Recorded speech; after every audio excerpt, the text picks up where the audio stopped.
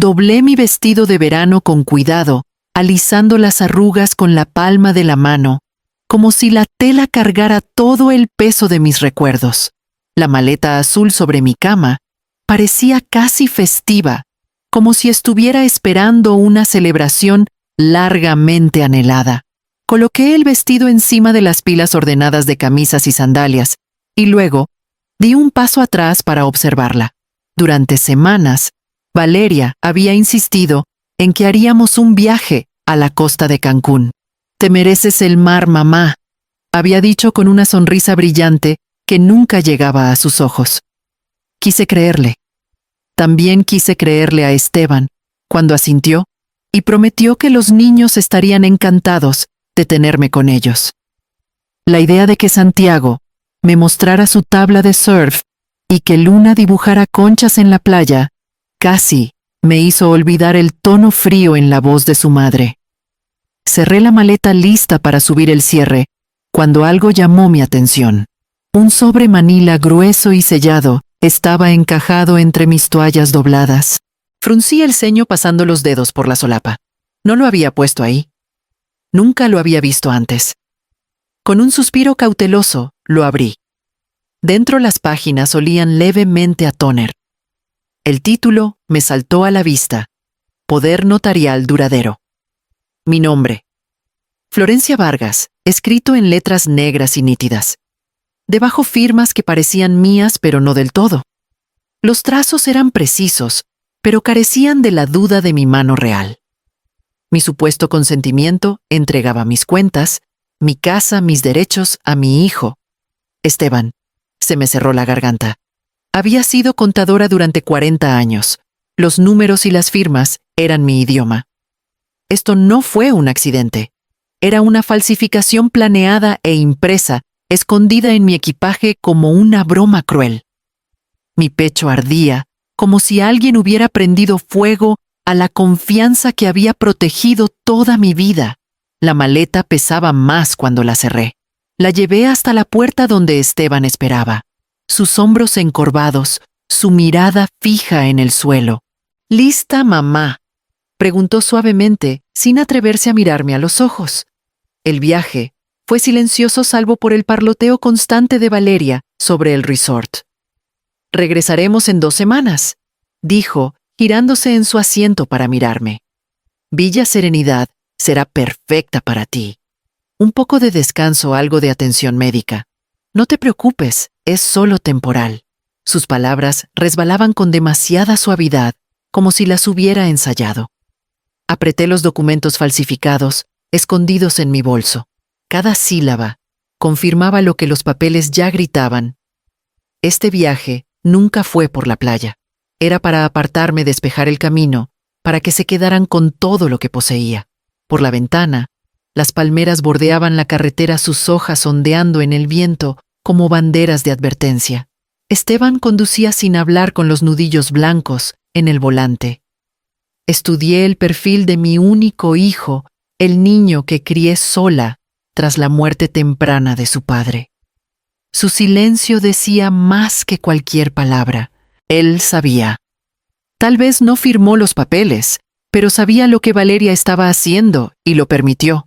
Cuando el auto giró hacia la entrada de Villa Serenidad, los céspedes perfectamente cuidados brillaban bajo los aspersores. El edificio parecía impecable, casi acogedor.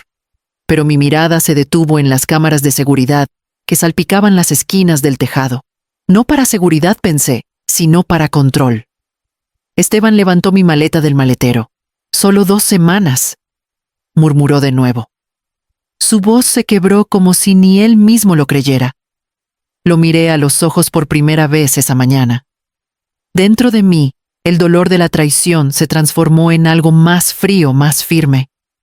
2 semanas o 20 años no dejaría que me borraran.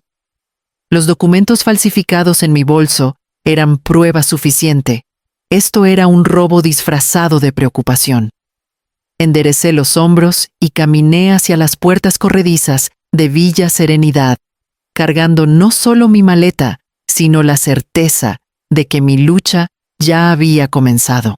Las puertas de vidrio de Villa Serenidad se abrieron con un suave siseo, como si me dieran la bienvenida a otro mundo. Una joven sonriente con uniforme verde claro se acercó apresurada, su tono dulce casi convincente. «Señora Vargas, estamos tan contentos de tenerla aquí», dijo tomando el asa de mi maleta antes de que pudiera responder. Detrás de ella el vestíbulo se extendía amplio, con pisos relucientes bajo una lámpara que parecía más de hotel que de asilo. Una fuente gorgoteaba cerca de un grupo de sillones donde dos residentes estaban sentados con mantas sobre las rodillas. A simple vista, parecía idílico riqueza y cuidado, envueltos en mármol y luz suave. Pero mis ojos no se fijaron en la fuente ni en la lámpara. Se fueron a los puntos negros en cada esquina cámaras. Me seguían mientras avanzaba con sus luces rojas, parpadeando como ojos vigilantes. Esteban se quedó cerca del mostrador de recepción, llenando formularios que Valeria ya había marcado. Ni una vez me miró mientras firmaba. La empleada deslizó mi tarjeta de identificación por el mostrador. Noté que otro hombre, vestido de manera informal pero profesional, levantó un teléfono y tomó una foto rápida de la tarjeta antes de desaparecer. El gesto fue casual, pero intencional. Mi piel se erizó. Luego, llegó el director Morales. Caminó hacia mí con la confianza cuidadosa de alguien acostumbrado a la autoridad envuelta en encanto. Cabello plateado, traje perfectamente cortado, un apretón de manos demasiado cálido. «Señora Vargas», dijo con voz resonante, «le va a encantar estar aquí. Nos enorgullecemos de ofrecer a nuestros residentes la mejor atención y, por supuesto, respeto». Respeto. La palabra sabía a ceniza. Asentí cortésmente observando sus ojos. Eran rápidos, inquietos, recorriendo mis joyas, mis zapatos, mi bolso. Preguntó por mi salud, pero no esperó respuestas. Cuando pregunté por las rutinas diarias, lo descartó con un gesto de la mano. «Oh, ya verá, todo está arreglado. No tendrá que preocuparse por nada». Valeria se acercó más a él, su voz cargada de una familiaridad ensayada. «Solo queremos que esté cómoda, entiende solo lo mejor». Morales le sonrió una sonrisa que confirmaba un acuerdo tácito. Mis dedos se cerraron alrededor de los documentos falsificados en mi bolso. Una asistente me llevó por un pasillo decorado con pinturas alegres de veleros y tulipanes. El olor a cera para pisos era fuerte, tratando demasiado de ocultar algo más. Empujó la puerta de mi habitación, una cama individual, ordenada, un tocador, una ventana con vista a la fuente. A primera vista, era agradable, pero el aire tenía un dejo químico, un rastro de lejía, que se pegaba al fondo de mi garganta. Esteban colocó mi maleta junto al tocador y besó mi mejilla con suavidad. Sus labios estaban fríos, sus ojos aún bajos. «2 semanas, mamá», susurró, repitiendo la misma frase toda la mañana. Valeria besó el aire cerca de mi mejilla, ya girando hacia el pasillo. «Disfruta el descanso, Florencia. Nos veremos pronto». Sus pasos se alejaron rápidos, aliviados. Me senté en la cama con las manos cruzadas en el regazo. La puerta se cerró con un clic, amortiguando los sonidos del vestíbulo. Sola dejé que el silencio se extendiera hasta que oprimió mi pecho. Un santuario querían que creyera. Pero los santuarios no esconden cámaras en cada esquina, ni necesitan hombres de civil fotografiando identificaciones. Abrí mi bolso y toqué de nuevo el documento falsificado, su presencia, un recordatorio de por qué estaba aquí, no por cuidado, no por descanso, sino por eliminación. La habitación brillaba esterilizada e impecable, pero yo sentía la podredumbre debajo. Respiré profundamente, levanté la barbilla y me prometí una cosa. Si Villa Serenidad era el escenario que habían elegido, me aseguraría de conocer cada sombra en sus paredes antes de que cayera la noche. La habitación se sumió en el silencio después de que el personal terminó sus rondas nocturnas. Me senté en el escritorio bajo la lámpara pequeña, su luz pálida, cortando un círculo en el suelo. Mis manos temblaron solo una vez, antes de estabilizarlas y escribir las palabras que habían vivido en mi mente durante años. Activar Fénix. Presioné enviar, viendo el mensaje desvanecerse en la aplicación encriptada. Solo 2 palabras, pero cargaban el peso de décadas de planificación sospechas y la obstinada negativa a ser engañada. El doctor Guzmán sabría qué hacer. Me recosté, dejando que los recuerdos regresaran. Hace casi 15 años, me di cuenta de que los hábitos de gasto de Esteban no eran solo descuidados, sino peligrosos. Había desviado dinero de su primera empresa para impresionar a Valeria, comprando autos y relojes, mientras los sueldos quedaban sin pagar. Lo advertí y le supliqué, pero la disculpa que seguía siempre era temporal, el mismo ciclo repetido una y otra vez. Fue entonces cuando visité a Javier Guzmán, un viejo colega de mis días de contadora. Nos reunimos en un restaurante tranquilo, 2 profesionales viudos con demasiado sentido de cómo el mundo podía traicionar a los desprevenidos.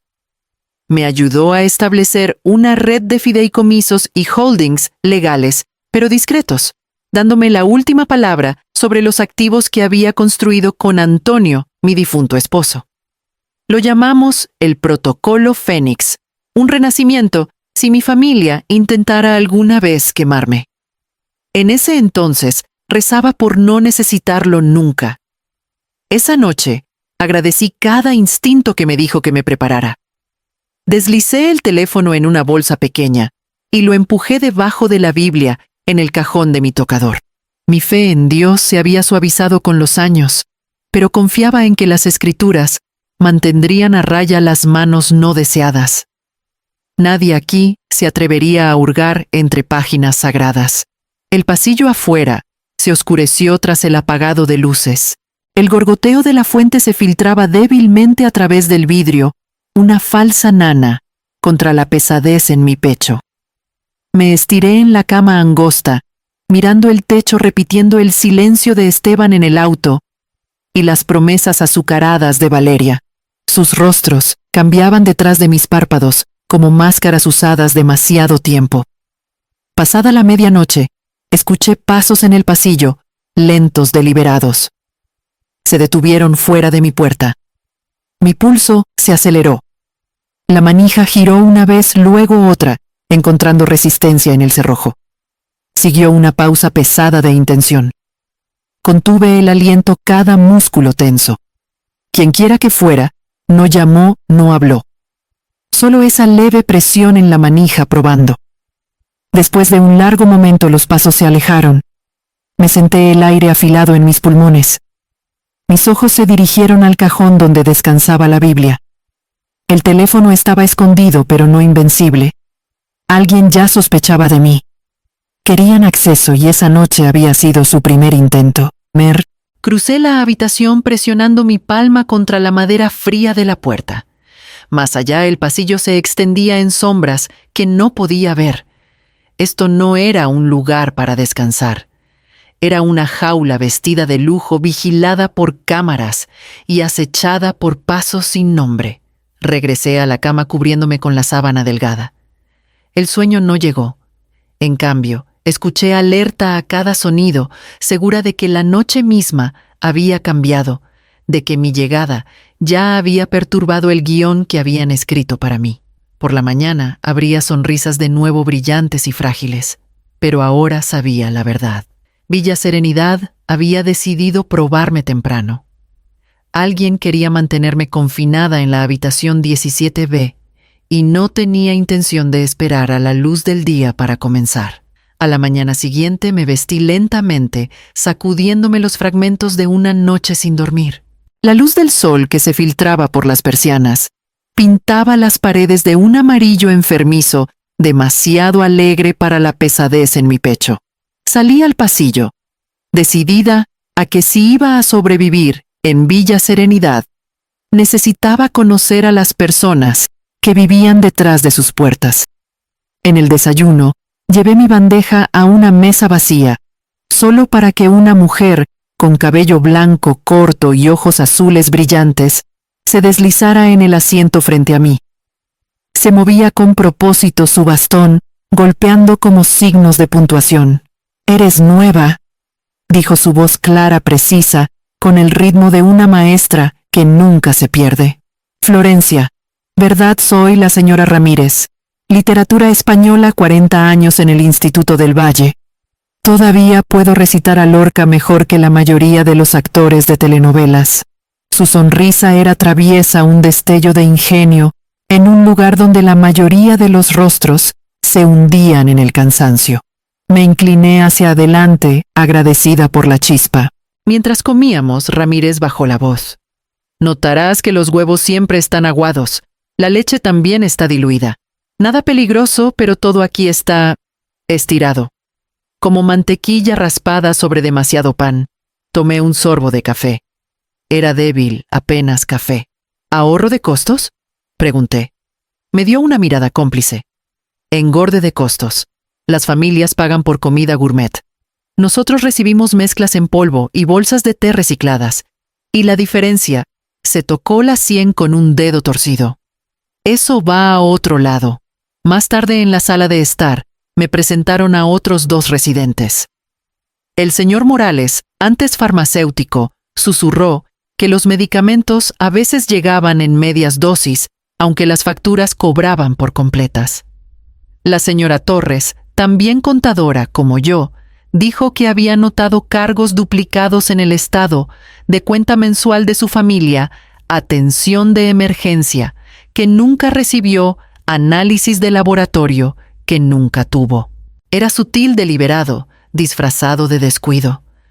Pero el patrón resonaba fuerte en mis oídos. Los números nunca mienten. Son las personas las que los retuercen. Esa noche, Ramírez se unió a mí junto a la ventana, donde la fuente rociaba arcos de agua en la luz menguante. «Llaman a este lugar Villa Serenidad», dijo bajando la voz a un susurro conspirador. «Pero ¿sabes cómo lo llamo yo? ¿La casa de los pesos perdidos? Las familias envían cheques cada mes grandes. Nosotros no los vemos ni en la comida, ni en los servicios, ni en el cuidado». Estudié su rostro. Las arrugas marcaban profundas líneas en sus mejillas, pero sus ojos seguían afilados, los ojos de una mujer que había corregido 1000 ensayos y detectado cada coma mal puesta. Confié en esos ojos. Cuando regresé a mi habitación, saqué un pequeño cuaderno de mi maleta, uno que había escondido bajo capas de ropa. Abriendo la primera página en blanco, comencé a escribir.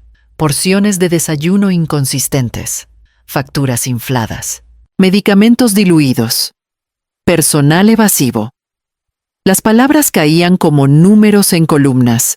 Las organicé con la precisión que alguna vez guió a empresas a través de auditorías y reconcilió balances al centavo. Mi mano se estabilizó mientras escribía el miedo de la noche anterior, reemplazado por el ritmo familiar de la investigación. Si este lugar pensaba que era solo otra viuda cansada para ser guardada, estaban equivocados. No había perdido los instintos que me hacían buena con los libros contables, con detectar dónde se escurrían los centavos por las grietas. Y aquí las grietas eran lo suficientemente amplias como para tragarse más que dinero. Cerré el cuaderno, lo deslicé bajo el colchón y alicé las sábanas. Afuera, el agua de la fuente brillaba bajo la luz de la luna. Villa Serenidad no era solo una jaula, era un libro contable, esperando ser equilibrado, un rompecabezas de pesos perdidos y voces silenciadas. Y yo estaba lista para hacer las cuentas. Mientras escribía notas en mi pequeño libro contable de Villa Serenidad, lejos de allí, la historia se desmoronaba en otro lugar. El Resort Paraíso, en Playa del Carmen, brillaba con todo el lujo que el dinero podía comprar: columnas blancas, piscinas de agua salada, lámparas que destellaban como constelaciones. Esteban lo había elegido para impresionar a Valeria, quien no exigía menos que la perfección. Pero la perfección se quebró en el momento en que se acercaron al mostrador de mármol. «Tarjeta rechazada», repitió el recepcionista, cortésmente deslizando la tarjeta platino de Esteban de vuelta por el mostrador. El rostro de Esteban se puso rojo. «Es imposible. Pásala otra vez». El recepcionista la pasó una segunda vez, luego una tercera. El resultado nunca cambió. Detrás de ellos, una pareja con chaquetas de lino se movió impaciente. Las uñas perfectamente pintadas de Valeria tamborileaban en el mostrador como un tambor de advertencia. «Prueba con la otra tarjeta», espetó. Esteban sacó la Amex negra, la que presumía como si fuera una insignia de poder. Los ojos del recepcionista recorrieron la pantalla, luego volvieron a ellos. «Lo siento, señor. Esta también ha sido rechazada». El vestíbulo quedó en silencio a su alrededor, o tal vez solo lo parecía bajo el peso de su vergüenza. La boca de Valeria se tensó, su voz lo suficientemente afilada como para cortar vidrio. «Te dije que debíamos verificar antes de salir». «¿Qué hiciste, Esteban?» «No hice nada. Debe ser un error del banco». Su voz se quebró y por primera vez desde la infancia, el pánico se asomó en su tono. Fue entonces cuando Santiago, un joven asociado de una firma de abogados que asistía a una conferencia en el resort, pasó por el vestíbulo. No era ajeno a los rumores de escándalos, y su oído captó una frase que nunca olvidaría. Valeria se acercó a Esteban, sus palabras feroces aunque quedas. «Esto es por tu madre. Te dije que nos arruinaría si se interponía en el camino. Ella no es parte de este viaje familiar, y nunca lo será». Santiago aminoró el paso teléfono en mano y tocó el botón de grabar como por instinto. El audio crepitó, capturando cada palabra del veneno de Valeria. Esteban miró alrededor frenéticamente bajando la voz. «Habla bajo. Lo arreglaremos de alguna manera». Pero Valeria dio un paso atrás, sus ojos brillando como acero. «¿Arreglarlo? Nuestras tarjetas están congeladas, nuestros nombres estarán en una lista para mañana. Y tú dejaste que esa mujer, tu propia madre, controle nuestras vidas desde un asilo. Prometiste que estaría fuera del camino». La mandíbula de Esteban se tensó, pero no tenía respuesta. Santiago deslizó su teléfono en el bolsillo y se dirigió al ascensor con calma deliberada. Sabía reconocer una ventaja cuando la veía. Cualquier tormenta que se gestara dentro de esa familia estaba a punto de desbordarse, y él ahora tenía pruebas. Para cuando el recepcionista sugirió un motel en la carretera, las manos de Esteban temblaban. Valeria arrancó el recibo del mostrador, su furia disfrazada con una sonrisa quebradiza. «Encontraremos otro lugar». Dejaron atrás el vestíbulo brillante, la grandeza burlándose de ellos, mientras las puertas de vidrio se cerraban. De vuelta en Villa Serenidad, mi teléfono vibraba sin cesar dentro del cajón bajo mi Biblia. El número de Esteban se iluminaba una y otra vez, pero dejé que sonara hasta que la pantalla se oscureció. Cada llamada era un hilo de desesperación que me negaba a tomar. Me senté en el borde de la cama angosta, escuchando el zumbido silencioso del edificio. Casi podía escuchar la voz de Esteban en mi mente, suplicando, dando excusas. Las disculpas a medias que habían perdido su significado hace años. Pero ya estaba harta de dejar que sus crisis definieran mi vida. Crucé las manos sobre las rodillas y respiré profundamente. Que sudara. Que le explicara a Valeria por qué el pozo se había secado. No tenía más paciencia para el hijo, que me veía como un obstáculo en lugar de una madre. Las llamadas cesaron. El silencio reclamó la habitación firme y seguro mientras dirigía mi mirada hacia la ventana, donde el rocío de la fuente brillaba débilmente bajo la luz de la luna. Mañana, me dije, comenzaría el verdadero trabajo. El aire nocturno, en Villa Serenidad, traía el leve ardor del desinfectante, un recordatorio estéril de donde se suponía que debía permanecer olvidada. Cerré el cajón donde dormía mi teléfono de emergencia y saqué algo más pesado, algo que no había tocado en meses, Un libro mayor encuadernado en cuero desgastado, en las esquinas, con el lomo arrugado por años de uso silencioso. Lo descansé en mi regazo su peso, anclándome como si Antonio, mi difunto esposo, aún estuviera a mi lado. Dentro de las páginas no había solo aritmética, sino un mapa de supervivencia, prueba de que nunca fui tan ingenua como mi hijo suponía. Mis manos temblaron ligeramente al abrir las entradas más recientes. Guardado cuidadosamente detrás de una página de dividendos, estaba el documento que Esteban nunca había visto, el que redacté hace años, la confirmación de mis acciones mayoritarias en la empresa que él presumía como suya. Cada línea de tinta me recordaba que la confianza una vez rota debía ser reemplazada por salvaguardas. El teléfono vibró de nuevo esta vez con el suave timbre de un mensaje encriptado de Guzmán. Tecleé el código con facilidad practicada. Cuentas congeladas. Todas las líneas de crédito suspendidas. Gravámenes de propiedades pendientes. Protocolo Fénix asegurado. Solté un suspiro largo y lento. Estaba hecho. El imperio de Esteban construido sobre arrogancia y mis contribuciones silenciosas ya no era su patio de juegos. Por primera vez en años tenía las riendas de nuevo.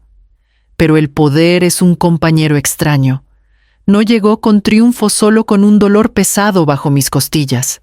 Pensé en Esteban de niño, su mano en la mía, mientras cruzábamos calles concurridas, sus ojos abiertos con confianza. Lo había amado con tanta fuerza. Entonces creía que cada sacrificio lo estaba moldeando en un hombre que honraría sus raíces. Ahora veía que el amor no podía garantizar el carácter, solo la oportunidad.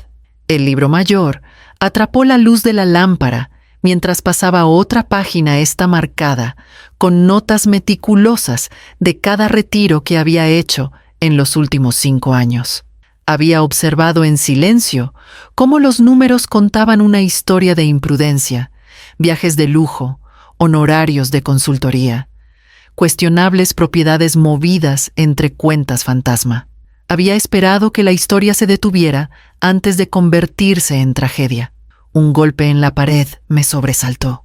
No la puerta demasiado sutil para eso. La voz de Ramírez llegó débilmente a través del yeso. Apagan las luces pronto. Esconde lo que valga la pena guardar. Sonreí débilmente, deslizando el libro mayor bajo mi almohada. Incluso aquí no estaba sola. Los olvidados se apoyaban en susurros. Cuando el pasillo se oscureció, me senté bajo el resplandor de mi lámpara, mirando el libro cerrado. La justicia, me recordé, no era venganza. Era restauración. Sin embargo, la restauración no tenía calor cuando cortaba los lazos de sangre que alguna vez me definieron. El rostro de Esteban volvió a mí, no el hombre endurecido al volante de un sedán negro, sino el niño que me suplicaba leer un cuento más antes de dormir. Me pregunté si ese niño aún vivía en algún lugar dentro de él, enterrado bajo la influencia de Valeria y su propia hambre, por más de lo que nunca le enseñé a necesitar. Un mensaje sonó de nuevo de Guzmán: consulta de medios en curso. Procedemos a la fase 2. Mi dedo se detuvo sobre la respuesta. La fase 2 significaba exposición, levantar el telón sobre cada esquema que Esteban creía controlar. Escribí 3 letras sí. Mientras el cursor parpadeaba, cerré el libro mayor y exhalé. Había recuperado lo que era mío, pero la victoria no traía alegría. Era justicia despojada de celebración, dejando solo un silencio que se adhería como una segunda piel. Apagué la lámpara y me deslicé bajo las sábanas rígidas, mi mano descansando sobre el libro mayor escondido, y esperé a que la mañana trajera el próximo golpe.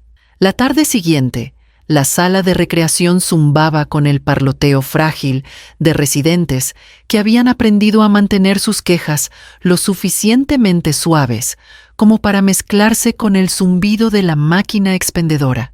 Llevé la caja gastada de dominós a una mesa en la esquina, colocándola como si simplemente buscara compañía. Ramírez atrapó mi mirada y dio una sonrisa cómplice. ¿Hora de jugar?, preguntó, acomodándose en la silla frente a mí. Por supuesto, dije, aunque los dominós en esa caja eran menos importantes que los cuadernos que había escondido debajo. Los demás se reunieron lentamente el señor Pérez, con su paso arrastrado y su ceño perpetuo, doña Elena con su bolsa de tejer bajo el brazo, y dos residentes más que rara vez salían de sus habitaciones, pero habían sido atraídos por la promesa del juego. Cuando derramé los dominós sobre la mesa, el ruido tapó el deslizamiento silencioso de pequeños cuadernos y lápices hacia cada uno de ellos. Vamos a jugar, comencé con ligereza, pero en mi mesa hay reglas extra. Se rieron pensando que era una rareza mía hasta que les mostré cómo llevar la cuenta de más de una manera. Cada vez que noten algo inusual, medicamentos faltantes, cargos sin explicación, cambios repentinos en la rutina, lo anotan aquí. Ningún detalle es demasiado pequeño. Piensen en ello como sumar puntos contra los que creen que no llevamos la cuenta. Los ojos de Ramírez se agudizaron con reconocimiento. Convirtiendo dominós en libros contables, murmuró. Pérez gruñó. ¿Y qué hacemos con todo esto una vez escrito? Comparamos notas. Dije simplemente, colocando el primer dominó, y los patrones contarán la historia que nadie quiere que hablemos. Durante la hora siguiente, los dominós chasqueaban en filas ordenadas, mientras los lápices rascaban suavemente contra el papel. Elena fingió buscar su hilo, mientras escribía que su medicamento para la artritis sabía más débil esa semana. Pérez anotó fechas de comidas que llegaban frías. Ramírez, aguda como siempre, dibujó un diagrama de las rotaciones del personal, notando qué asistentes se quedaban más tiempo en las habitaciones después de las visitas familiares. El juego se convirtió en más que una distracción. Se volvió un ritmo de desafío. Con cada doble 6 colocado en la mesa, se capturaba otra pequeña verdad. Entonces, Ramírez se acercó más, su voz apenas un susurro. Tú deberías saber. Morales tiene su propia versión de este juego. Las familias traen paquetes de cuidado para mantenernos contentos, pero no son snacks o ropa. Son escrituras, accesos a cuentas firmas deslizadas en sobres manila. A cambio, Morales asegura que sus seres queridos reciban la atención especial que otros no tienen.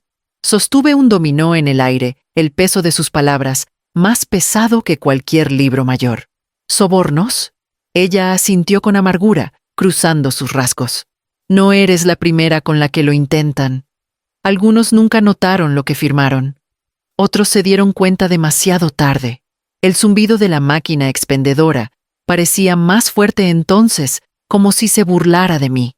Coloqué el dominó mi mano firme, aunque mi pulso se aceleraba. ¿Y has visto que esto ocurra a menudo? Lo suficiente como para saber que no es un error, respondió Ramírez. A nuestro alrededor, risas surgían de un grupo cercano, viendo televisión diurna, ajenos o reacios a perforar el velo. Nuestra mesa, sin embargo, se había convertido en otra cosa, un tribunal disfrazado de juego. Cada dominó, cada nota garabateada, era un pequeño golpe contra la corrupción silenciosa tejida en Villa Serenidad. Cuando se jugó el último dominó, los cuadernos estaban llenos de más que puntajes. Contenían evidencia dispersa, pero peligrosa, esperando ser ensamblada. Los reuní rápidamente deslizando los cuadernos bajo la caja de dominós y miré alrededor de la mesa. Mañana, dije suavemente, empezaremos a alinear estos en orden, como los dominós. Sus ojos encontraron los míos, un destello de determinación pasando entre nosotros.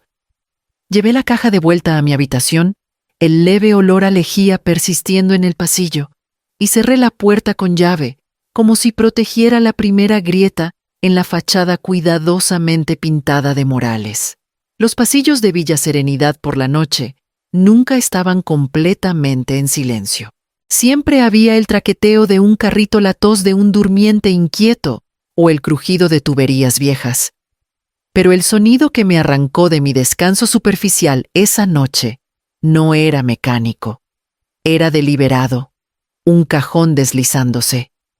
Mantuve mi respiración constante, los párpados entrecerrados, cada músculo entrenado para la quietud. La luz de la luna se filtraba por las persianas, suficiente para distinguir una figura encorvada en mi tocador. Sus movimientos eran practicados, silenciosos, económicos, como si lo hubieran hecho muchas veces antes. El destello del pomo de mi lámpara atrapó su mano mientras abrían el cajón inferior. Mi Biblia se deslizó cayendo con un golpe sordo en el suelo. Tragué con fuerza, forzándome a no moverme, a no delatar que estaba despierta. Mi pulso retumbaba en mis oídos más fuerte que el roce de los papeles, más fuerte que el leve tintineo de las cuentas del rosario guardadas dentro de la cubierta de la Biblia. Buscaron rápidamente, revisando cada capa de ropa que había doblado, abriendo incluso la bolsa más pequeña. Pero nunca tocaron la Biblia más allá de arrojarla a un lado. Nunca notaron el lomo hueco que ocultaba el teléfono de emergencia. Un ladrón sí, pero aún no lo suficientemente preciso. Después de lo que parecieron horas, pero no pudo haber sido más de 5 minutos, la sombra cerró los cajones, uno por uno. El colchón se hundió ligeramente cuando me moví imperceptiblemente hacia un lado, fingiendo el giro de un soñador. Quienquiera que fuera, se detuvo, luego se enderezó y salió silenciosamente de la habitación. Solo cuando la puerta se cerró con un clic, me permití exhalar. Mis manos temblaron mientras balanceaba mis piernas sobre el borde de la cama, las rodillas rozando el linóleo frío. Recogí la Biblia y la abrí con cuidado. El teléfono seguía allí intacto. Habían estado cerca, demasiado cerca. Me senté en el escritorio bajo la lámpara pálida y encendí el dispositivo, protegiendo el brillo con mi mano. La aplicación encriptada se abrió con un solo deslizamiento. Mis dedos se movieron rápidamente sobre el teclado. Intrusión confirmada. Tocador revisado. Biblia arrojada. Teléfono intacto. Alguien sabe. Fénix comprometido. El mensaje se envió al éter. Los segundos se alargaron antes de que llegara la respuesta. Mantén la calma. Conserva la cobertura. Escalamos solo si hay una brecha.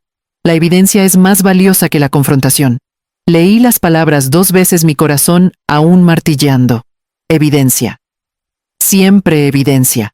Ese era el credo que Guzmán me había inculcado desde el principio. Los hechos sobreviven al miedo. Los documentos perduran donde la memoria se desvanece. Sin embargo, el miedo era algo vivo en esa habitación, enroscado y respirando a mi lado. Alguien se había arriesgado a entrar en mi cuarto mientras dormía. Eso significaba que la sospecha ya había echado raíces. Los ojos de Morales demasiado ansiosos. El empleado que fotografió mi identificación sin explicación. La advertencia de Ramírez de que no era la primera. Las piezas se alineaban como dominós, esperando el empujón inevitable. Presioné la Biblia de vuelta en su cajón, esta vez con un peso deliberado, como si esconder el dispositivo bajo las escrituras le diera una capa adicional de protección. La ironía, no se me escapó la verdad oculta en un libro destinado a revelarla.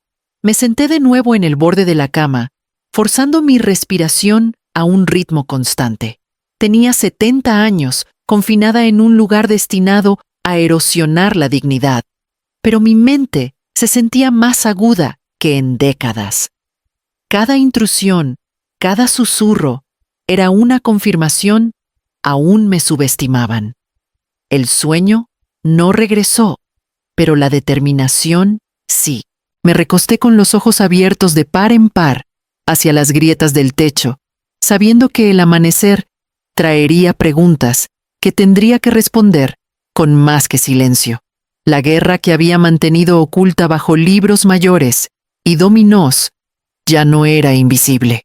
Había golpeado una vez en mi tocador, y la próxima vez no se iría sin tomar algo. La mañana llegó envuelta en el olor a pan tostado quemado que llegaba desde el comedor. Apenas había dormido después de la intrusión, pero la adrenalina disimulaba mi cansancio. Llevé la caja de dominós de vuelta a la sala de recreación. Ramírez ya estaba esperando, sus ojos agudos fijos en mi rostro. «¿Larga noche?», preguntó. «Lo suficientemente larga», respondí, manteniendo mi voz nivelada. «Manos a la obra». Bajo el pretexto de colocar dominós, deslicé nuestros cuadernos por la mesa. Cada página era una migaja, joyas faltantes, estados de cuenta enviados a las familias ya firmados, residentes que fallecieron pacíficamente, pero cuyos testamentos habían sido alterados semanas antes. Pero fue el nuevo hallazgo de Ramírez lo que me heló una pila de obituarios fotocopiados que había recolectado de periódicos locales, cada uno con notas garabateadas en los márgenes. «Notas el patrón», susurró. «Cada uno tuvo propiedades transferidas dentro de un mes de su muerte. Condominios, cuentas de retiro, a veces incluso tierras agrícolas. Adivina quién manejó el papeleo». Empujó un recibo hacia mí nítido, aunque manchado con un anillo de café. En la parte inferior, un nombre aparecía en tipografía ordenada: García y Mendoza Abogados. Sentí el nombre como un golpe. Mendoza era el abogado de Valeria, el mismo hombre que redactó los contratos de expansión de Esteban, el mismo que siempre sonreía demasiado en las cenas navideñas.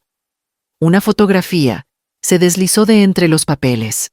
Mostraba al director Morales estrechando manos con Mendoza fuera de un restaurante cuyo letrero de neón se reflejaba en sus gafas. Ambos hombres sonriendo, ambos sosteniendo maletines de cuero. La tomé lentamente, como si pudiera quemarme. «¿Cómo conseguiste esto?» «Chismes del personal», dijo Ramírez. «Una de las asistentes tiene un novio que trabaja de mesero en el centro. Tomó esta foto con su celular cuando Morales dejó una propina en efectivo lo suficientemente gorda como para alimentar a la mitad del personal de cocina». Di la vuelta a la foto, mi mente corriendo a través de las implicaciones.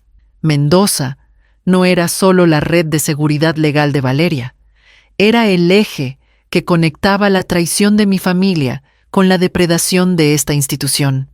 Valeria sabía, susurré. Las palabras sabían a metal en mi boca. La mirada de Ramírez se suavizó casi compasiva. Lo sospechaba. Las familias no tropiezan con estos arreglos por accidente. Alguien los guía en la dirección correcta. «Mom», mi pecho se apretó. Durante meses, tal vez más, Valeria había estado tejiendo sus hilos con Morales, planeando no solo mi eliminación, sino el silencioso desvío de todo lo que construí. Esteban pudo haber mirado hacia otro lado, pero Valeria había dibujado el mapa. Reuní los papeles en mi libro mayor, cada página un dominó cayendo en su lugar. Transferencias de propiedades, recibos, fotografías, prueba de que las sombras de Villa Serenidad se extendían mucho más allá de sus céspedes pulidos. Después del almuerzo me retiré a mi habitación.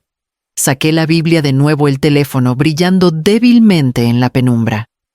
Encripté los archivos con dedos temblorosos, escaneando los recibos y fotos que Ramírez me había pasado. La respuesta de Guzmán llegó en minutos. Morales comprometido. Valeria implicada. Mantén la observación. Estamos preparando medidas cautelares. Miré la pantalla, mi garganta seca. La confirmación no trajo alivio, solo el dolor agudo de saber que la traición que temía no era solo sospecha, era un hecho. Valeria había estado trabajando con Morales durante meses, probablemente más su sonrisa pulida, ocultando cuchillos que nunca pensé que empuñaría. Presioné el teléfono contra mi pecho, forzando mi respiración a estabilizarse. El amor por mi hijo era una cosa, pero Valeria siempre había sido calculadora, siempre hambrienta de más de lo que le correspondía. Ahora, La veía claramente, no solo como nuera, sino como cómplice en un crimen. Las paredes de mi habitación se sentían más cercanas, el aire estéril, más pesado. Deslicé la Biblia de vuelta al cajón su cubierta, cerrándose con un golpe sordo. La verdad estaba ahora en mis manos, pero la verdad sola no era suficiente. Lo que importaba ahora era cómo usarla y si mi corazón podía soportar la batalla que exigía. El sol de la tarde caía en diagonal sobre mi escritorio, convirtiendo los papeles en hojas de fuego. Había estado mirando la fotografía de Morales y Mendoza tanto tiempo que los bordes se desdibujaban cuando la Biblia en mi cajón vibró. La saqué rápidamente, protegiendo el brillo del teléfono de cualquier mirada curiosa. El mensaje venía de un número desconocido, pero el nombre adjunto detuvo mi aliento. Santiago. Abuela, escucha esto. Seguía un archivo de audio. Presioné reproducir, y la voz de Valeria llenó la habitación silenciosa goteando veneno. Esto es por tu madre. No es parte de este viaje familiar y nunca lo será. El tartamudeo de Esteban siguió desesperado y defensivo, antes de que la furia de Valeria lo cortara de nuevo. Las palabras quemaban como ácido, prueba de que la podredumbre en mi familia no era rumor ni sospecha, estaba grabada, innegable. Mi garganta se apretó. Para que Santiago hubiera capturado esto, debía estar cerca, escuchando, observando, con la agudeza de alguien que entendía más de lo que dejaba ver. Un segundo mensaje parpadeó. Guárdalo seguro. Ya no confío en ellos. Cerré los ojos. Mi nieto de solo 16 años ya cargaba el peso de secretos que sus padres ni siquiera podían enfrentar. Antes de que pudiera responder, otro mensaje iluminó la pantalla. Este era de Luna. Abuela, mamá dijo que nunca volverás a casa. Las palabras eran simples, escritas con el ritmo entrecortado de una niña de 14 años, pero cortaban más profundo que las firmas falsificadas y las cuentas congeladas. Para mi nieta, el hogar no era mío para regresar. El veneno de Valeria se había filtrado incluso en su inocencia. Respondí lentamente. ¿Le crees? 3 puntos pulsaron durante mucho tiempo, desapareciendo, regresando, desapareciendo de nuevo.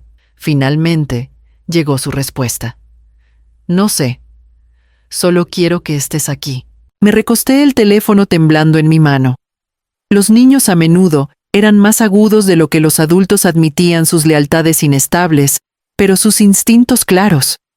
Si Santiago estaba recopilando pruebas y Luna cuestionaba la historia que le habían dado entonces, tal vez el futuro de mi familia no estaba completamente rendido al hambre de Valeria. Escribí de vuelta. A veces la gente miente para protegerse a sí misma, no a ti. Siempre pregunta, ¿para quién es el consuelo de la mentira? Su respuesta llegó tras una pausa. No quiero mentir más. Dejé el teléfono descansar en el escritorio. Mi corazón más pesado pero más firme. En sus ojos no era solo una abuela. No solo el blanco de los planes de sus padres. Era una testigo a la que podían acudir, quizás la única dispuesta a decir la verdad. El libro mayor en mi almohada, las notas de dominós bajo llave, los recibos escondidos bajo sobres, eran armas contra la corrupción. Pero Santiago y Luna eran algo más peligroso para Valeria, voces que no podía silenciar, lazos de sangre que no podía borrar. Pensé en cómo Santiago solía sentarse en la mesa de la cocina, acribillándome con preguntas sobre contabilidad, cómo los números siempre decían la verdad si sabías dónde mirar. Pensé en los dibujos de conchas de Luna, cómo sombreaba cada línea con paciencia, revelando belleza incluso en lo que otros descartaban como roto. Sus dones seguían intactos a pesar de sus padres. No estaban ciegos. Redacté un mensaje final a Guzmán. Los niños están observando. Prepárate para involucrarlos cuando llegue el momento. Mientras presionaba enviar una calma, se extendió por mí. La generación más joven había sido forzada a este campo de batalla que no crearon, pero ya habían elegido lados en pequeños pero decisivos modos. Deslicé el teléfono de vuelta bajo la Biblia y corrí las cortinas. En la distancia, podía escuchar la risa de Ramírez resonando por el pasillo frágil, pero desafiante. El sonido me recordó que la resistencia no era solo mía para llevar. Por primera vez desde que llegué a Villa Serenidad, no me sentía completamente sola. La verdad comenzaba a encontrar su camino hacia manos más jóvenes, y una vez plantada allí, echaría raíces demasiado profundas para que Valeria las cortara. El jardín trasero de Villa Serenidad estaba diseñado para la tranquilidad: bancos de madera bajo árboles de jacarandá, un estanque de peces koi con agua tan quieta que reflejaba el cielo. Pero para mí era un escenario para una transacción que podía inclinar el equilibrio de todo lo que había protegido. Elegí la hora con cuidado, justo después de la cena, cuando la mayoría de los residentes se retiraban a sus habitaciones para ver televisión o tomar medicamentos. Ramírez vigilaba en el pasillo su bastón, marcando un ritmo de advertencia si alguien se acercaba. Caminé lentamente hacia el banco más alejado del edificio, la Biblia apretada contra mi pecho. La mujer que esperaba allí se fundía en el crepúsculo con su chaqueta de mezclilla y cuaderno. Parecía más joven de lo que esperaba, no más de 30 años, con el cabello recogido en un moño desordenado, pero sus ojos tenían la alerta agudeza de alguien que había aprendido a escuchar antes de hablar. «Señora Vargas», preguntó suavemente. «¿Florencia está bien?», respondí sentándome a su lado. Su nombre era Clara Méndez, reportera del Heraldo Costeño. Guzmán había hecho la conexión asegurándome que no temía perseguir historias que otros descartaban. Aún así, cuando le entregué la Biblia y le indiqué que la abriera, su respiración se detuvo. Dentro, pegados cuidadosamente a lo largo del lomo, había copias dobladas de recibos, registros, de transferencias de propiedades y fotografías. Debajo, en un hueco, estaba el teléfono con la grabación de Santiago y mi propia confesión silenciosa, un video que había filmado en mi habitación, hablando directamente a la cámara sobre Villa Serenidad, Morales, Mendoza y Valeria. Clara extendió los documentos en su regazo, escaneando línea tras línea. Su pluma garabateaba notas furiosas en los márgenes de su cuaderno. Cuando tocó el teléfono y la grabación de Santiago reprodujo la voz de Valeria, su cabeza se alzó. «Esto no es solo una disputa familiar», susurró las palabras casi reverentes. «Esto es robo sistémico, fraude a ancianos, colusión entre una institución y familias privadas. ¿Te das cuenta de lo grande que es esto?» «Lo he sabido desde hace tiempo», dije en voz baja. «Pero hasta ahora mi prueba vivía solo en mi libro mayor y mi mente. Necesito que viva más allá de mí». Me miró como si no viera a una mujer frágil, sino a una presa a punto de romperse. «Si publico esto, no se detendrá en Morales o tu nuera. Atraerá a reguladores investigadores, tal vez atención federal. ¿Estás preparada para esa tormenta?», sostuve su mirada con firmeza. «He enfrentado tormentas toda mi vida. Esta ya lleva tiempo atrasada». El jardín estaba en silencio, salvo por el goteo del filtro del estanque. Clara reunió los documentos de vuelta en la Biblia, deslizó el teléfono en su chaqueta y cerró su cuaderno con un chasquido decisivo. «Necesitaré corroboración, más residentes dispuestos a hablar. Pero esto es la semilla. Las semillas crecen», dije, mi voz más firme de lo que sentía. Ella se puso de pie, ajustó su chaqueta y dudó. «Vendrán por ti cuando se den cuenta de lo que has hecho. Prepárate», asentí. «He estado preparada desde el día que me trajeron aquí». Clara caminó rápidamente hacia la puerta lateral, su figura tragada por las sombras. Me quedé en el banco, con las manos cruzadas en el regazo, el aire nocturno fresco contra mi piel. En algún lugar del edificio, la televisión emitía risas grabadas, pero aquí El jardín se sentía silenciado, consagrado por el traspaso de la evidencia a manos más jóvenes. Los peces koi se movieron en el estanque, rizando la superficie, rompiendo el reflejo quieto en fragmentos. Se sentía como un presagio la verdad, perturbando un espejo, negándose a permanecer oculta por más tiempo. Me levanté lentamente, sosteniendo la ahora vacía Biblia, y regresé al interior. La fuente en el vestíbulo aún gorgoteaba como si nada hubiera cambiado, pero yo sabía mejor.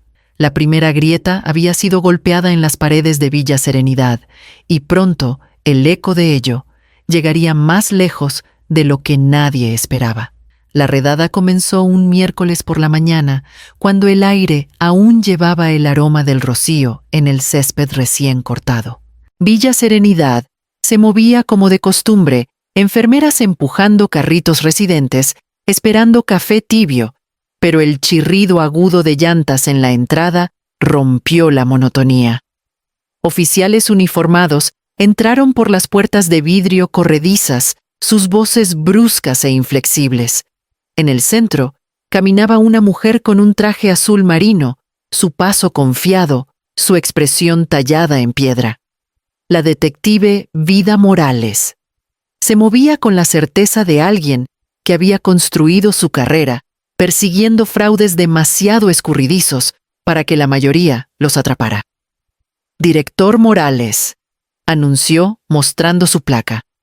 Está bajo investigación por mala conducta financiera, abuso a ancianos y conspiración para defraudar. Vendrá con nosotros ahora. La fuente gorgoteaba detrás de sus palabras como si se burlara de la súbita pérdida de poder del hombre. La sonrisa ensayada de Morales titubeó, luego colapsó por completo. «Esto es indignante», comenzó, pero su voz se quebró cuando los oficiales confiscaron su maletín y esposaron sus muñecas. Los residentes, que se habían acercado con sus andadores, jadearon algunos, cubriendo sus bocas, otros susurrando con satisfacción. Observé desde la esquina el cuaderno apretado en mi mano, el libro mayor pesado contra mi cadera. Ramírez se acercó más su bastón, dando pequeños aplausos silenciosos. «Ya era hora», murmuró. Sin embargo, bajo el destello de triunfo, vi el miedo en los ojos de los residentes. Durante años, Morales había controlado cada medicamento, cada comida, cada permiso para el mundo exterior. Su caída era justicia, sí, pero también incertidumbre. Cuando cae el tirano, ¿qué queda del reino? La detective Morales debió sentirlo también. Se volvió hacia nosotros, su tono suavizándose. «No estamos aquí para castigarlos. Estamos aquí para protegerlos.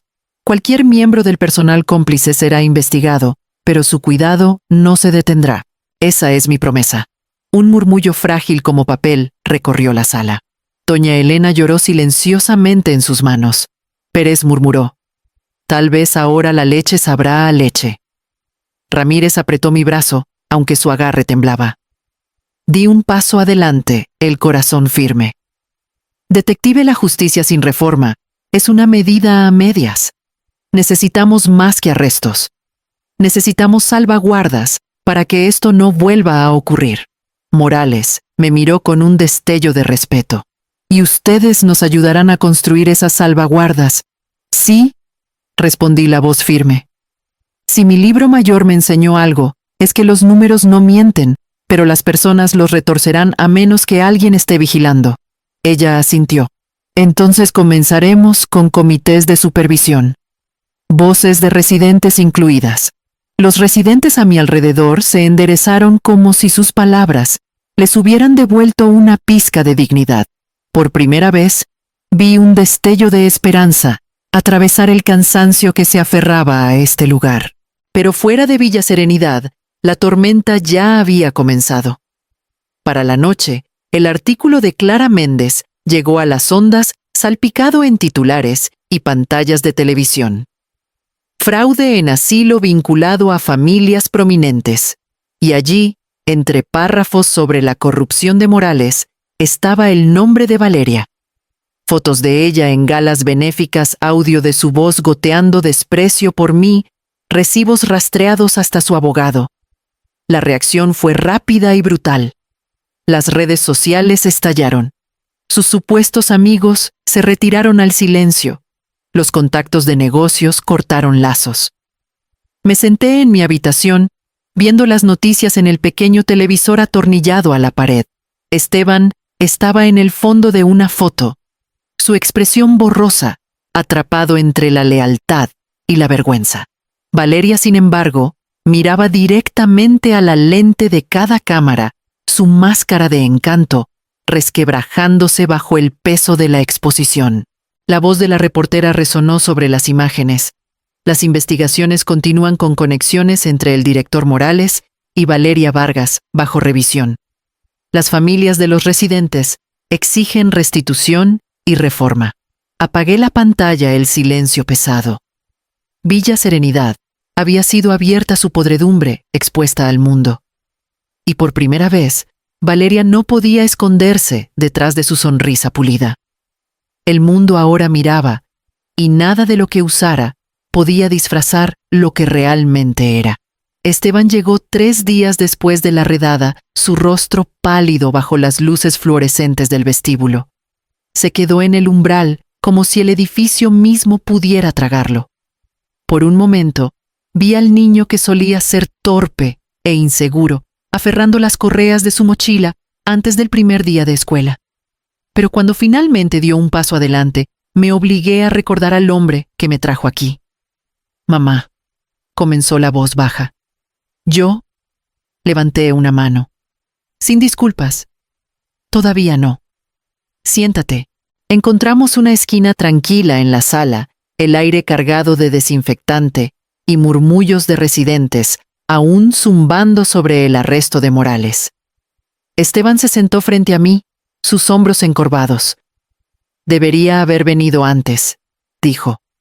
«Nunca debiste dejarme aquí». Mis palabras cortaron más de lo que pretendía, pero no las suavicé.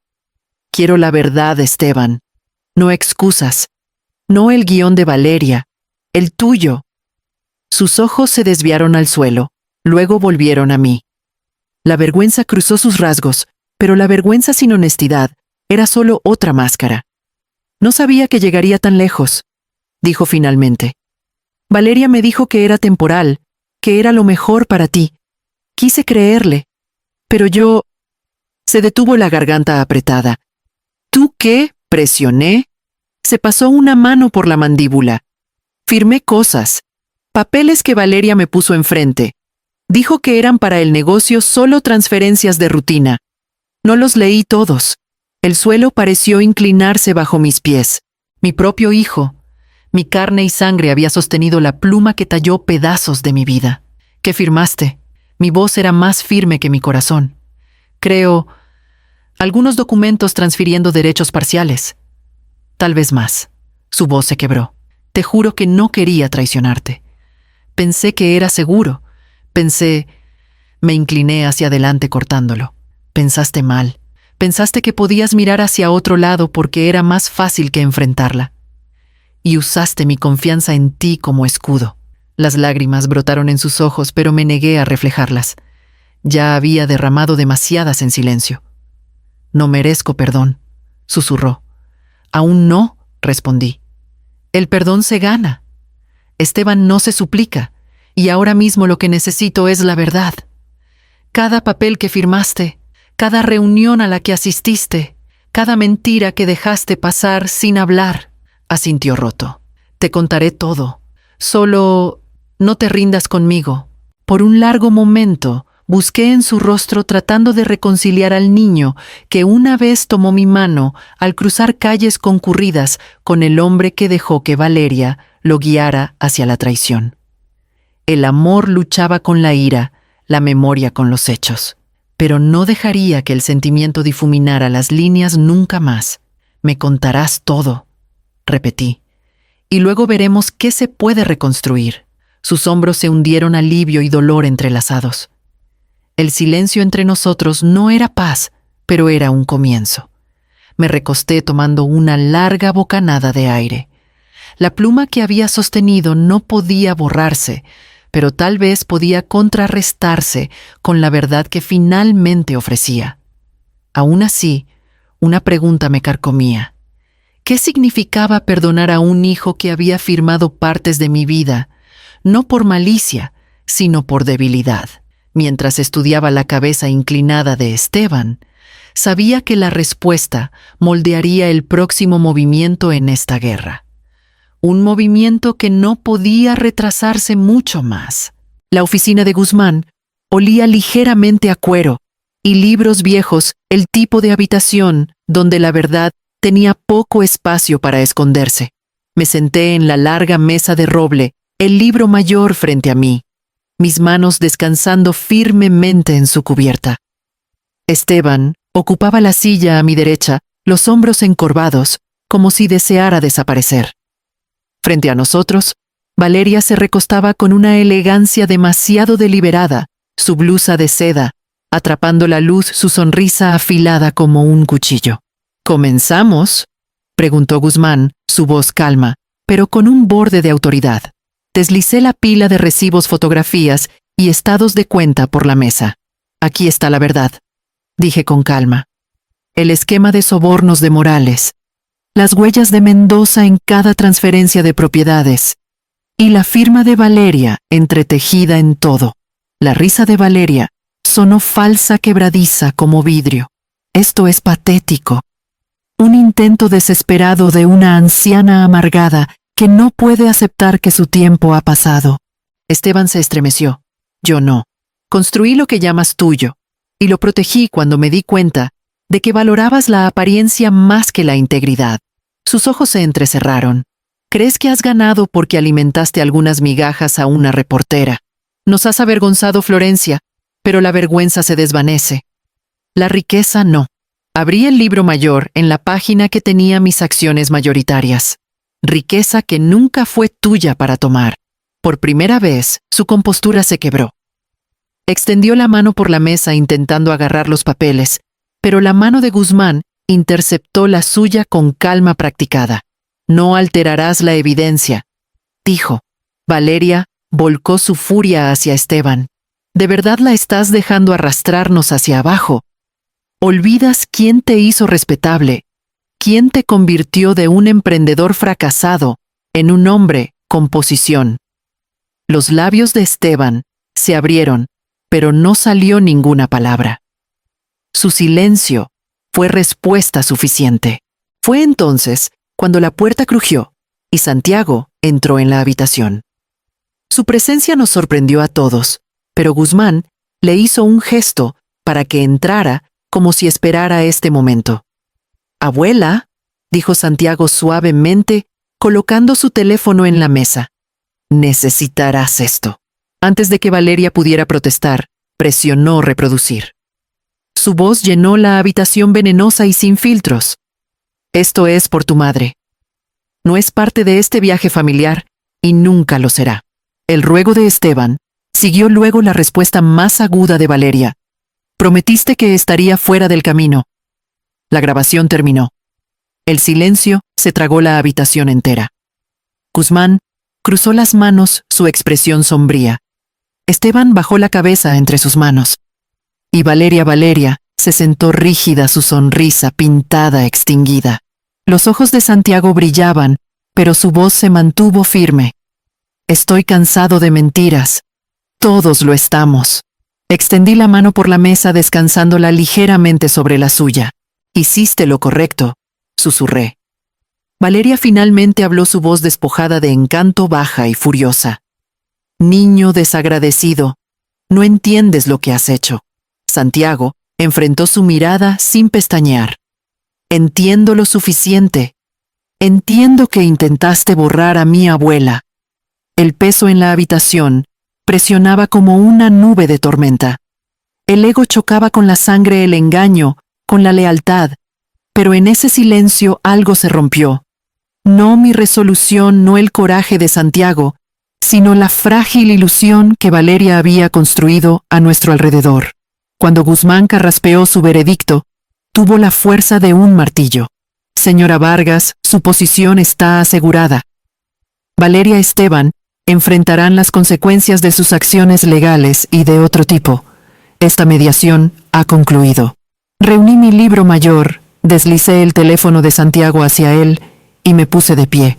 La batalla no había terminado, pero el terreno bajo Valeria había cambiado, y nada que construyera sobre mentiras podía sostenerse mucho más. Mientras salíamos de la oficina juntos, Santiago a mi lado sentí la primera corriente fresca de un futuro no dictado por su voz. La semana siguiente, nos reunimos no en la oficina de Guzmán, sino en un espacio neutral, una antigua sala de tribunal convertida en un salón de mediación. Los bancos de madera crujían bajo su propia edad y los ventiladores de techo agitaban un aire pesado con polvo y expectativa. Llegué armada no con ira, sino con condiciones. Valeria se sentó frente a mí, su exterior pulido apagado desde la publicación del artículo. Esteban estaba a su lado, su rostro demacrado, su corbata aflojada, como si incluso la tela se hubiera convertido en una carga. Al final de la mesa, se permitió la presencia de Luna y Santiago.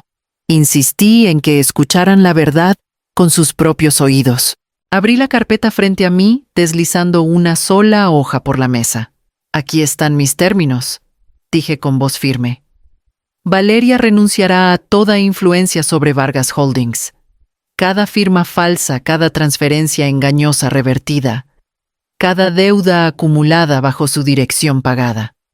Y pasará el próximo año realizando servicio comunitario en lo que pronto será Cedros Comunes, la reformada Villa Serenidad. Los ojos de Valeria brillaron, pero permaneció en silencio, sus labios pintados, apretados, en una línea fina. Me volví hacia Esteban. ¿Y tú? Asistirás a terapia regularmente y sin excusas. Aprenderás a pararte por tu cuenta independiente de la sombra de Valeria. Si alguna vez esperas recuperar la confianza que firmaste, comienza allí. Esteban tragó con fuerza su manzana de Adán, subiendo y bajando. Si eso es lo que se necesita, murmuró. Valeria soltó una risita burlona. Humillación disfrazada de caridad. Me tendrías fregando pisos junto a residentes seniles. Me incliné hacia adelante. Te tendría mirando a los ojos de las personas que ayudaste a explotar, que vean tu rostro, no la máscara que desfilas en galas. El silencio que siguió no fue roto por mí ni por Guzmán, sino por una voz pequeña pero penetrante. ¿Por qué no la querías con nosotros? Todos giramos. Luna estaba sentada con su cuaderno de dibujos cerrado en su regazo, sus dedos aferrando sus bordes. Su pregunta flotó por la sala frágil, pero inquebrantable. Valeria parpadeó desconcertada. Luna, ¿no? Presionó la niña su voz ahora más firme. ¿Por qué no querías a la abuela con nosotros? ¿Por qué dijiste que nunca volvería a casa? La boca de Valeria se abrió, luego se cerró. Por primera vez parecía despojada de palabras. Sus ojos se dirigieron a Esteban, buscando un aliado, pero él miraba la mesa. Yo pensé, tartamudeó. Pero las excusas nunca llegaron. El silencio se estiró pesado y sofocante. Su encanto cuidadosamente ensayado había colapsado bajo el peso de la simple verdad de una niña. La mirada de Luna no vaciló. Siempre me dijiste que la familia era lo primero. Valeria bajó la cabeza, incapaz de sostener la mirada de su hija. La mujer que una vez comandaba salones con una sonrisa, ahora parecía pequeña y disminuida, deshecha, no por libros mayores o amenazas legales, sino por una sola pregunta de la niña que intentó proteger con mentiras. Miré a Luna y Santiago, mi corazón, apretándose con orgullo y tristeza. Eran jóvenes, demasiado jóvenes, para cargar con los escombros de los fracasos de sus padres, pero su claridad cortaba donde los adultos titubeaban. Guzmán finalmente carraspeó. Los términos están establecidos. Pueden aceptarlos o prepararse para un litigio que no dejará nada intacto. Valeria no dijo nada. Esteban asintió débilmente, el gesto cansado, resignado. Reuní mis papeles, deslizándolos de vuelta a la carpeta. La batalla no era victoria, aún no, pero el terreno había cambiado irrevocablemente. El silencio de Valeria, la pregunta de Luna, la rendición de Esteban, eran grietas en la fachada que no podían parchearse de nuevo. Mientras salíamos de la sala, la luz del sol se derramaba por los escalones del tribunal y sentí el peso de la supervivencia asentarse en algo más firme, algo más cercano a la esperanza. 6 meses después, el lugar donde una vez fui abandonada había cambiado tanto que parecía un renacimiento. Villa Serenidad ya no existía. Sus mentiras pulidas y su podredumbre oculta habían sido desmanteladas, su nombre retirado con la caída de Morales. En su lugar estaba Cedros Comunes, un hogar en verdad, y no solo en nombre financiado, en parte por mi fundación, y construido con la resiliencia de aquellos que se negaron a ser silenciados. Los jardines ahora florecían más brillantes. Niños de la escuela local pintaron murales en las paredes del patio, llenándolas de colores que ninguna paleta de decorador podía igualar. El aire ya no olía a lejía, sino que llevaba los aromas cálidos de pan y café, de comidas servidas con cuidado en lugar de cálculo. El personal recibía un salario justo elegido, no por lealtad a los directores, sino por compasión, y sus risas se mezclaban con las de los residentes que atendían. Caminaba por los pasillos con la libertad de quien está en su propio hogar. Ramírez dirigía una clase de poesía junto a la ventana de la sala, su voz fuerte, mientras leía a Neruda a una audiencia que aplaudía encantada. Doña Elena moldeaba arcilla en el taller de arte, sus manos artríticas firmes en su propósito. Incluso Pérez, antes un escéptico gruñón, sonreía mientras empujaba dominó sobre una mesa de roble nueva. Insistí en que el pasado no se ocultara, sino que se enfrentara. Una placa en la entrada llevaba los nombres de aquellos cuyas propiedades fueron robadas, un voto silencioso de que su dignidad nunca más sería borrada. Los visitantes se detenían allí a menudo con lágrimas, a veces con gratitud, siempre recordados de que la memoria tenía peso. Más allá de Cedros Comunes, otro proyecto había echado raíces, uno que nombré el Proyecto del Libro Mayor.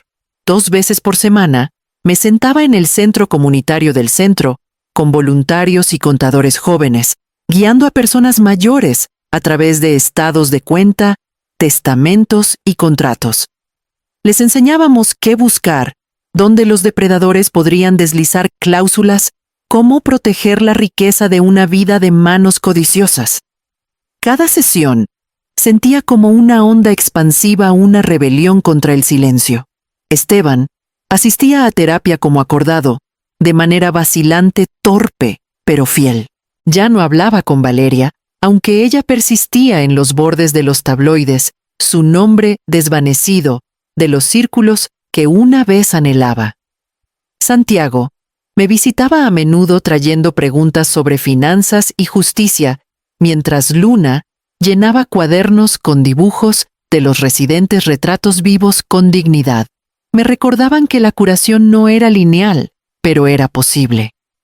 En las tardes, cuando el sol se ponía bajo, me sentaba en el jardín de Cedros Comunes, el libro mayor equilibrado en mi regazo, no ya para el secreto, sino para enseñar. Los residentes se unían a mí, los lápices, rascando sus propias notas, convirtiendo la vigilancia en empoderamiento. Les dije lo que siempre supe. Los números no mienten, pero debemos aprender a leerlos antes de que otros los conviertan en armas. Mientras las risas flotaban desde el taller de arte y la música llegaba desde el piano en el pasillo, miré a mi alrededor y me di cuenta de que la resistencia había crecido en algo más grande que mi propia supervivencia. Se había convertido en una promesa viva y respirando dentro de estas paredes. Y aún así, sabía la historia no estaba terminada. La mesa del comedor brillaba bajo la suave luz de mi candelabro el mismo que Antonio y yo elegimos hace décadas cuando construimos este hogar. Esa noche no se sentía como una reliquia, se sentía vivo de nuevo. Santiago alcanzó otra porción de papas asadas, riendo mientras Luna lo molestaba por su apetito. Esteban se sentó al final de la mesa, más callado que antes, pero sus ojos ya no evitaban los míos. La terapia había suavizado las paredes que había construido, y aunque nuestra relación seguía frágil, la risa de mis nietos nos unía de una manera que las disculpas solas nunca podrían. Había cocinado la mayor parte de la cena yo misma, insistiendo en ello a pesar de sus ofertas. Había algo sanador en preparar comida con mis propias manos, sazonando cada platillo, como si añadiera perdón al caldo, resiliencia al pan. Cuando puse el último plato, atrapé a Santiago observándome con la misma curiosidad que antes reservaba para los balances y libros mayores. Esta vez, sin embargo, su mirada tenía orgullo. Cuando se recogieron los platos de postre, metí la mano en mi bolsillo y coloqué una sola llave de latón en el centro de la mesa. Su peso resonó en el silencio, la risa apagándose en expectativa. Esta casa, dije lentamente, ha cargado alegría y traición por igual. Ha resistido tormentas que pensé que la ahogarían. Y aún así aquí estamos juntos. No pretenderé que todo está reparado, pero puedo prometerles esto: el respeto es la única llave que encaja en mi puerta. Deslicé la llave de latón hacia Santiago. Sus ojos se abrieron mientras la tomaba el metal, atrapando la luz. ¿Yo?, preguntó casi susurrando. Tú, respondí. Porque dijiste la verdad cuando el silencio era más fácil. Porque me recordaste que la lealtad sin honestidad no es nada. Esta llave no es para posesión, es para confianza. Guárdala y guarda lo que significa. Luna se acercó a su hermano, su mano rozando la llave. La guardaremos juntos, dijo. Los ojos de Esteban brillaron, su voz áspera. Gracias, mamá, por darnos otra oportunidad. Asentí, aunque sabía que las palabras no podían borrar lo que había sido firmado en tinta y traición. Aún así, la esperanza titilaba en el simple acto de compartir el pan sin sombras, acechando en cada esquina. Mientras la noche terminaba, Santiago guardó la llave en su bolsillo. Luna apiló platos y Esteban ofreció barrer el suelo de la cocina, un gesto pequeño pero significativo. Por primera vez en mucho tiempo, mi casa se sentía como hogar otra vez. Entonces llegó el golpe. Fue suave, no el golpe de autoridad, ni el repiqueteo impaciente del privilegio. Caminé hacia la puerta, cada paso medido, mi mano rozando el pomo liso. Cuando aparté la cortina, Valeria estaba allí.